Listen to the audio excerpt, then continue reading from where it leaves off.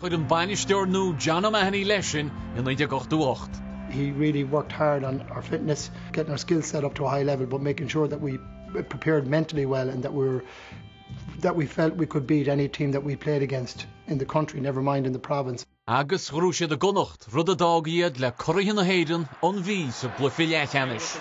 Martin Carney just outside the 45-metre line, flicking it in towards McHale. Oh, it came down. Well taken by the goalkeeper at the far post.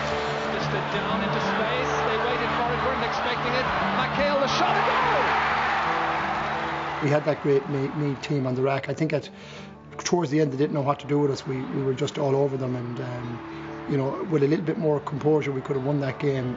Fíor gar go chríoch na himara a hála an teachtar ba chinúnaí. A minute and a half remaining.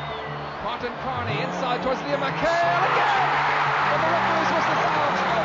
No goal. He was inside the square. The goal doesn't count. I'm still convinced to this day that ball that it was well outside the square, because I think it was Mick Lyons that was holding me out.